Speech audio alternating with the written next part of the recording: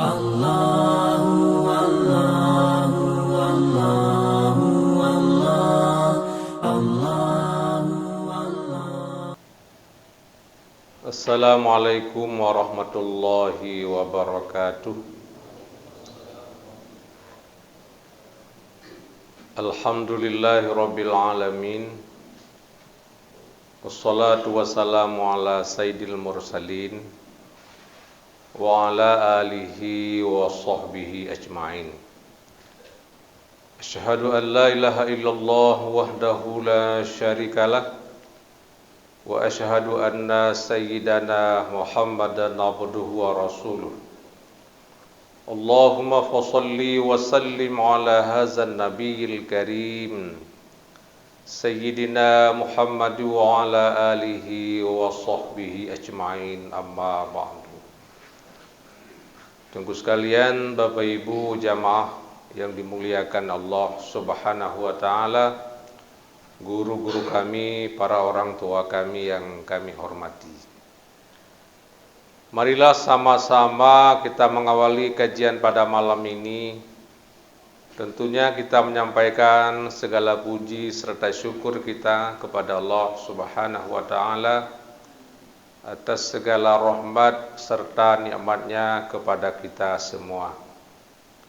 Selawat dan salam mari sama pula kita sanjung sajikan kepada junjungan alam Nabi besar Muhammad sallallahu alaihi wasallam, kepada keluarga dan sahabat beliau sekalian. Bapak Ibu yang dimuliakan Allah Subhanahu wa taala, malam ini kita sudah berada di awal daripada bulan Zulhijjah. Maka ketika kita tiba di bulan Zulhijjah, ada beberapa amalan yang kita amalkan di bulan ini. Yang pertama apa? Amalan di bulan ini adalah puasa 9 hari. Mulai 1 Zulhijjah sampai dengan 9 Zulhijjah. Kenapa demikian? Karena Nabi mengatakan 10 awal daripada bulan Zulhijjah sama dengan 10 akhir daripada bulan Ramadan. Ketika kita tidak mampu berpuasa 9 hari, kita sunat berpuasa 2 hari, yaitu 8 Zulhijjah dan 9 Zulhijjah. Namanya puasa Tarwiyah dan puasa Arafah. Kalaupun tidak mampu berpuasa 2 hari, kita berpuasa 1 hari saja, yaitu puasa Arafah. Pahalanya Allah mengampunkan dosa setahun yang lalu dan setahun yang akan datang. Kalaupun 1 hari pun tidak sempat berpuasa, kita berpuasa mulai terbit fajar sampai selesai sholat Aidil Adha. Yang kedua, amalan pada bulan Zulhijjah adalah bersedekah. Apa saja boleh kita bersedekah, memberikan kepada orang fakir dan miskin. Dan itu sudah dilaksanakan oleh Nabi Ibrahim dahulu. Beliau tidak pernah makan sehari 3 kali kecuali mengundang orang ke rumah minimal 20 orang. Ini setiap hari beliau lakukan. Kemudian yang ketiga, kita bersilaturahim di bulan ini. Lebih-lebih pada 10, 11, 12, dan 13 Zulhijjah. Makanya Zulhijjah dikatakan dengan Aidil Akbar. Kalau hari raya puasa dikatakan dengan Aidil Asghar, hari raya kecil. Tapi ini dikatakan dengan Aidil Akbar, hari raya besar. Bahkan Allah Subhanahu wa taala mengharamkan kita berpuasa 4 hari. Mulai 10, 11, 12, dan 13 Zulhijjah. Kenapa Allah mengharamkan berpuasa? Karena Allah menganggap kita sebagai tamunya, tamu Allah. Mari makan sepuas-puasnya. Tapi ingat, kata Allah, makanlah, minumlah, dan jangan berlebihan. Puas tapi tidak berlebihan. Kemudian yang terakhir, amalan di bulan Zulhijjah adalah berkurban. Ya, berkurban. Seseorang yang mampu berkorban, mari berkorban. Man kana lahu sa'atun walam yudahi fala yuqarribanna musallana. Siapa saja yang baginya punya kemudahan rezeki, lalu tidak berkurban pada 10, 11, 12, dan 13 Zulhijjah, maka jangan sekali-kali datang ke tempat sholat kami. Artinya Nabi mengusir orang-orang yang mampu berkorban, tapi tidak berkorban untuk datang kepada tempat sholat Aidil Adha. Berkorban ini adalah hukumnya sunat muakkadah bagi orang-orang yang mampu.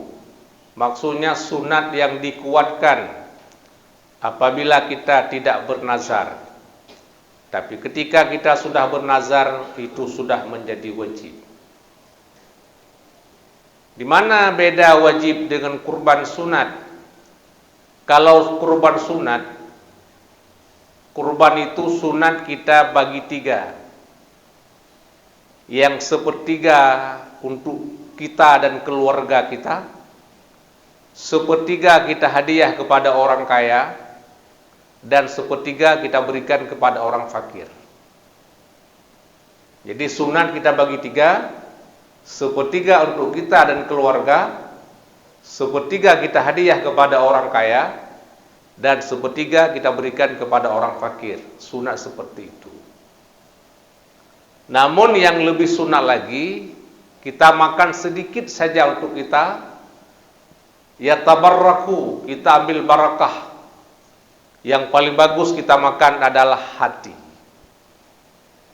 Namun kalau kurban wajib, karena kita bernazar, ini semuanya wajib kita berikan kepada orang fakir miskin, dan tidak boleh kita hadiah kepada orang kaya. Jadi orang kaya tidak boleh makan kurban wajib, dia hanya boleh makan kurban sunat. Bagaimana beda orang kaya dengan orang fakir? Orang kaya ketika kita hadiah kurban kepadanya bukan sedekah, dia tidak memilikinya, tapi dia dibolehkan makan. Kalau dia nggak habis makan, dia boleh bersedekah kepada yang lain. Tapi kalau orang fakir, dia bisa menjual. Apabila dia tidak mau makan atau kebanyakan, dia bisa menjualnya kepada yang lain. Ini bedanya kita sedekah kepada orang fakir dan kita hadiah kepada orang kaya. Bapak Ibu yang dimuliakan Allah Subhanahu wa taala. Di mana dasarnya kurban? Yang pertama, dasar kurban adalah Allah berfirman di surah Al-Maidah ayat 28 yang sudah pernah saya sampaikan di sini, yaitu id qarraba qurbana, ketika 2 orang anak manusia, yaitu anak Nabi Adam, berkurban. Siapa itu? Habil dan Qabil. Habil berkorban dengan seekor kibas, sementara Qabil berkorban dengan tanaman hasil bumi. Ketika mereka berdua sudah berkorban, lalu Allah menerima kurbannya Habil, Allah menolak korbannya Qabil. Bagaimana caranya Allah terima? Yang kita tahu sampai hari ini, setelah mereka berkorban, tiba-tiba datang api dari langit. Api itu membakar kurbannya Habil, menghilang tanpa bekas. Sementara kurban Qabil dibiarkan begitu saja. Itu namanya Allah terima kurban Habil, Allah biarkan, Allah tolak korbannya Qabil. Ketika itu Qabil marah, bahkan ia akan membunuh saudaranya.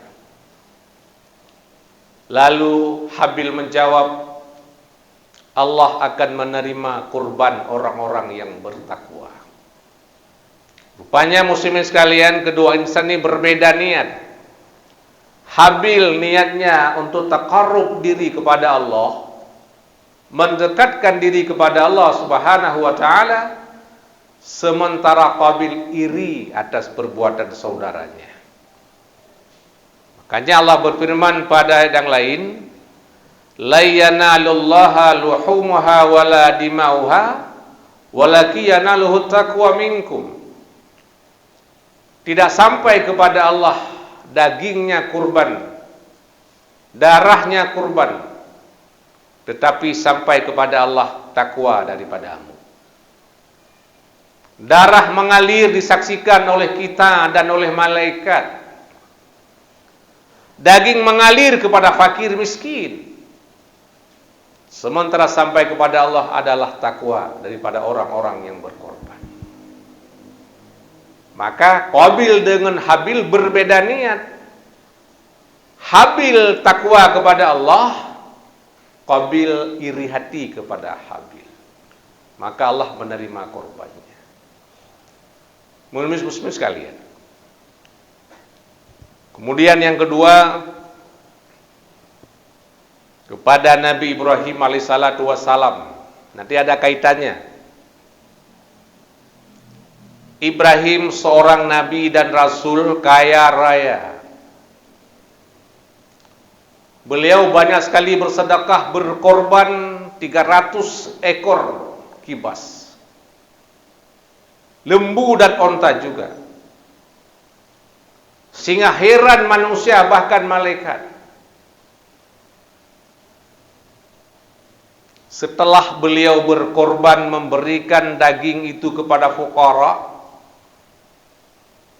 karena beliau sudah tua renta namun dia belum punya anak, beliau bermohon kepada Allah Subhanahu wa taala, Rabbi habli minas salihin.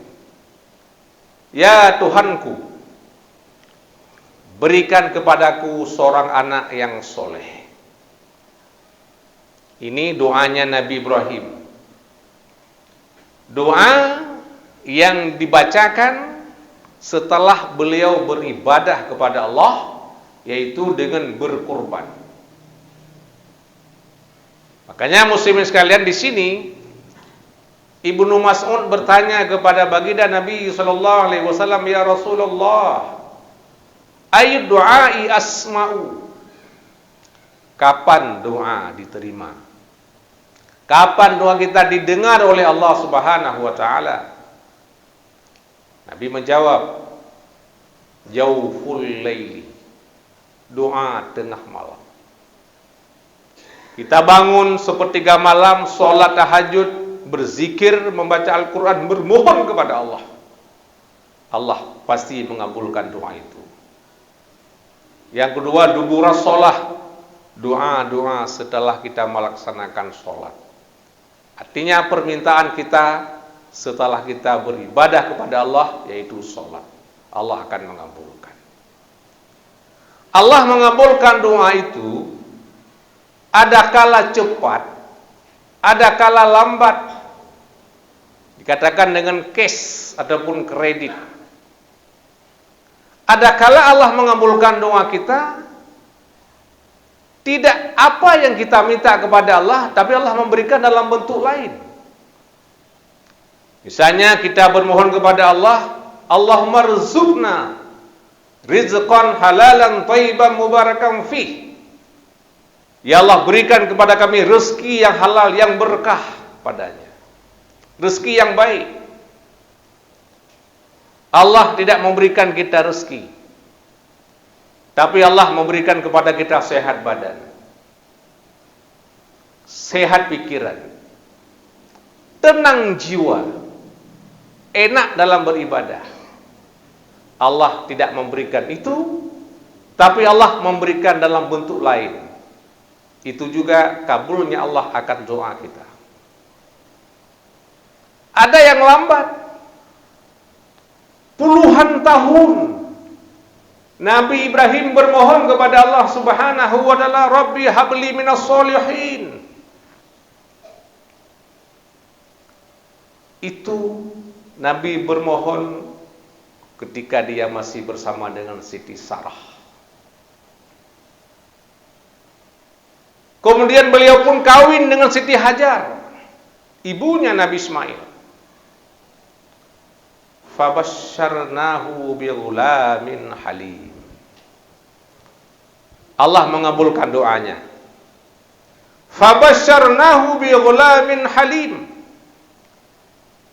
Kami sampaikan kabar gembira kepada Ibrahim dengan seorang anak yang santun, seorang anak yang patuh kepada Allah Subhanahu wa taala, yang taat kepada Allah, yang patuh kepada kedua orang tua. Allah berikan Nabi Ismail. Bapak Ibu sekalian, Nabi Ismail itu seorang anak yang dilahirkan oleh wanita besar, yaitu Siti Hajar. Karena diusir oleh Sarah, beliau berada di lembah-lembah Mina, yang di sana tidak ada manusia, tidak ada pepohonan, yang ada hanya batu dan tanah di celah-celah batu itu. Disitulah Ibrahim menempatkan akan Siti Hajar. Lalu dia pulang.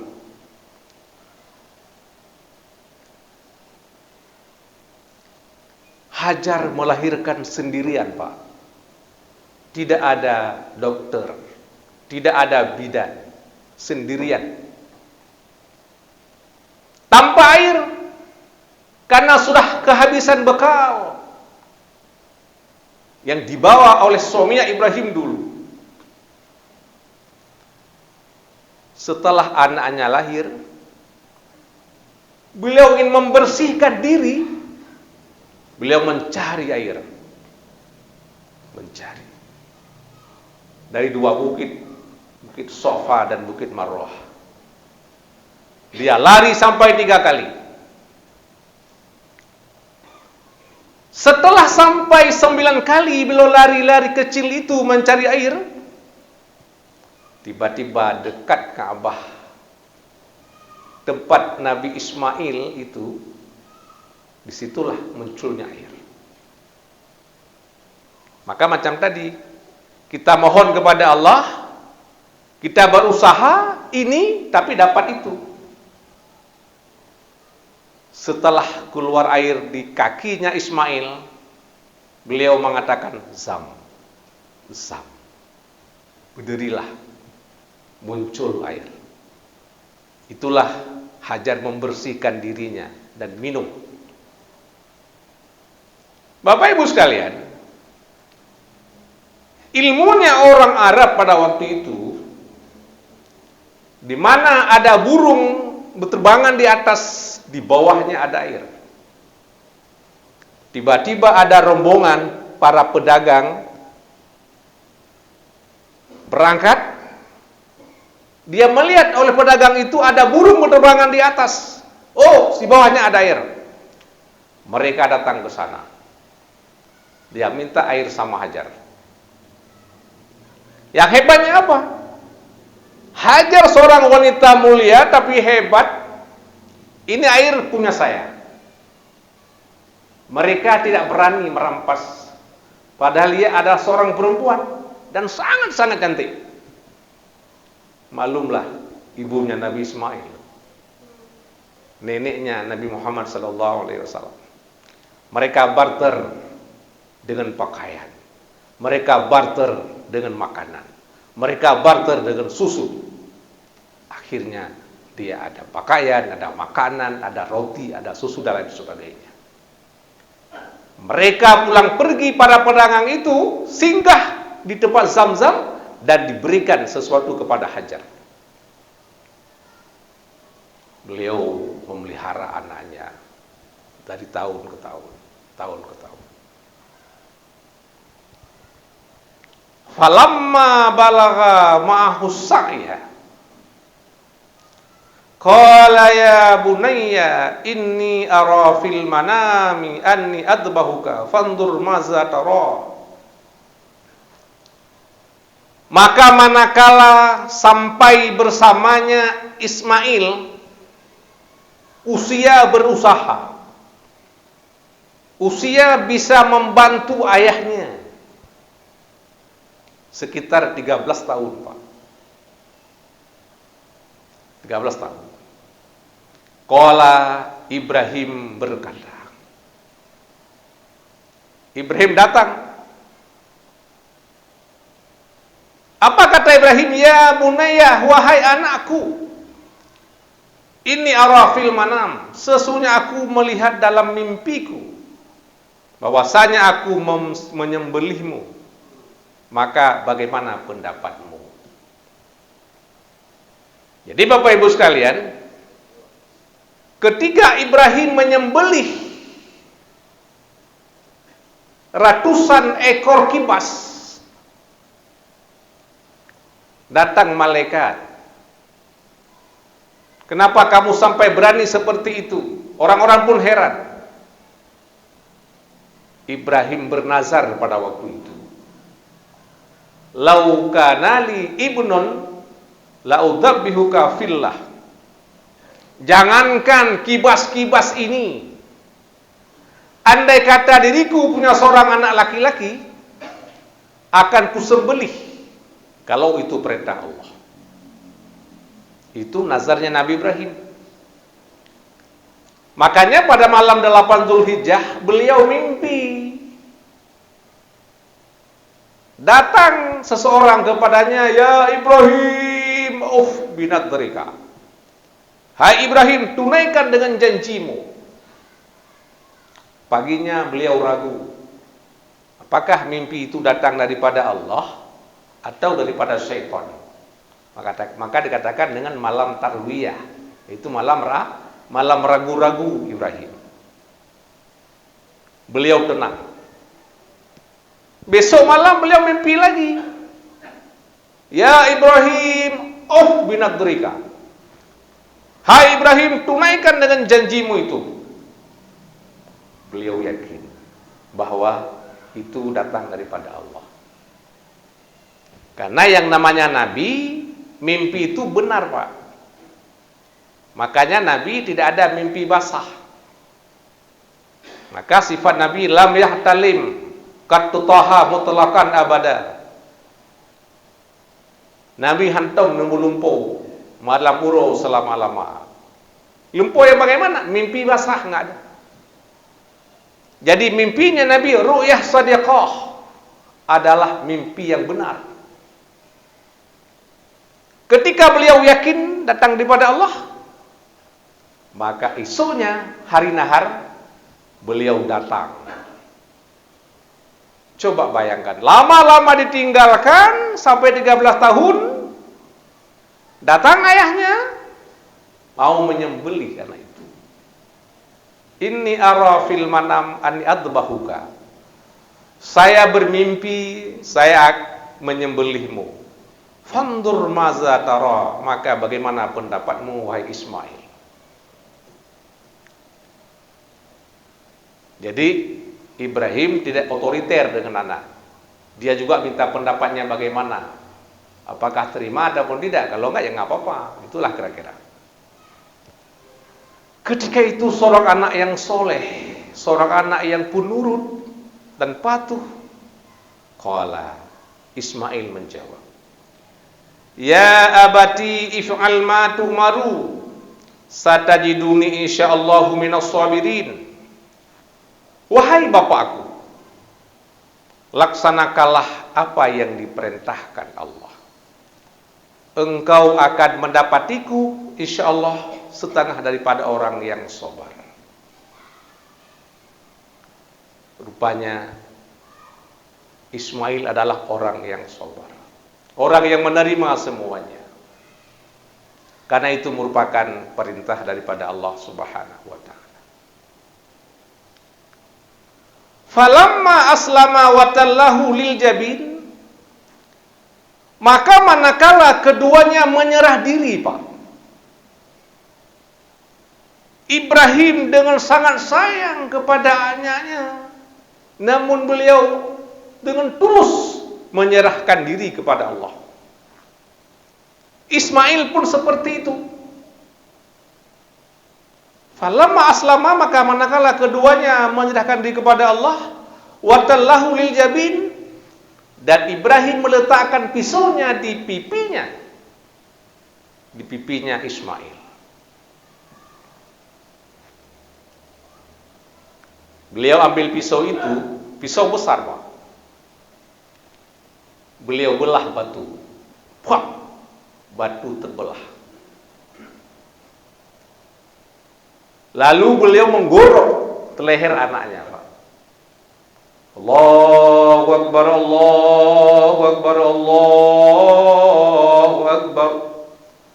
La ilaha illallah, wallahu akbar. Allahu Akbar walillahil ham. Wa nadainahu ayya Ibrahim. Tiba-tiba Allah memanggilnya. Wa nadainahu ayya Ibrahim, kami panggil Ibrahim, wahai Ibrahim. Qad sadaqtar ru'ya, engkau sudah membenarkan mimpi. Mimpi tadi bahwa kamu menyembelih anakmu, engkau sudah membenarkan itu. Inna kazalika najzil muhsinin. Sesungguhnya yang demikian itu juga pembalasan kepada orang-orang yang beriman, kepada orang-orang yang berbuat baik, kepada Ibrahim dan kepada kita hari ini yang melakukan penyembelihan hewan kurban. Inna hadza lahuwal bala'ul mubin. Sungguh ini adalah cobaan yang besar. Ini cobaan yang sangat besar, Bapak Ibu sekalian. Wa fadainahu bidzibhin adzim, dan kami tebus, kata Allah, kami tebus Ismail itu dengan sembelihan yang besar. Apa? Kibas. Kibas yang mana, Bapak Ibu sekalian? Kibas yang tadi disembelih oleh Habil. Ini kan? Kibas yang dahulu disembelih oleh Habil, yang Allah terima, Allah angkat ke surga. Kibas itulah yang diambil oleh malaikat Jibril, kemudian digantikan sebagai penebus lehernya Ismail. Jadi setelah putus, ternyata yang tersembelih adalah kibas, bukannya Ismail. Ismail berdiri seperti biasa.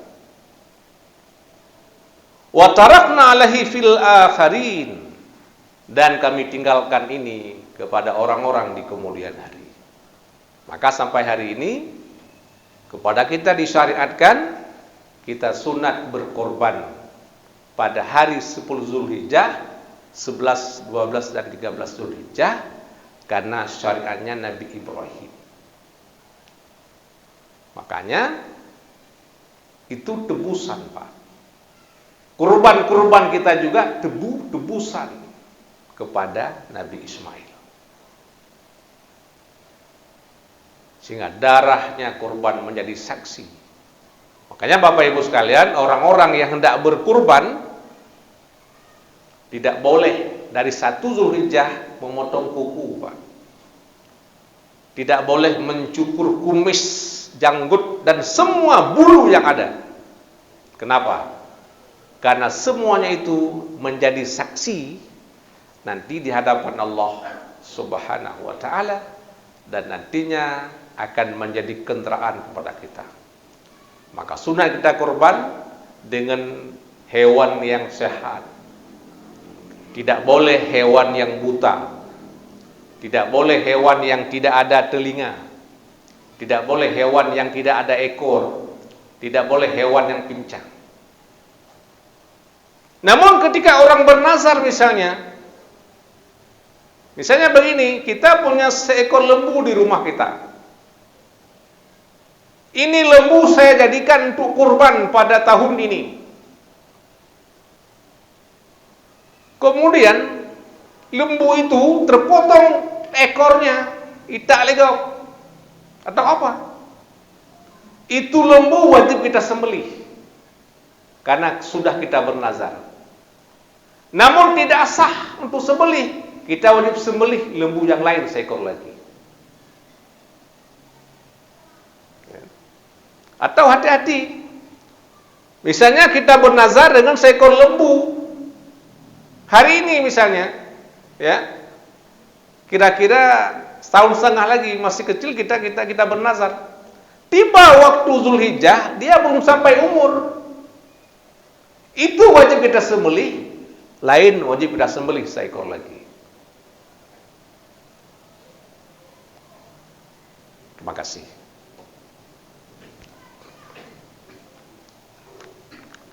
Iya.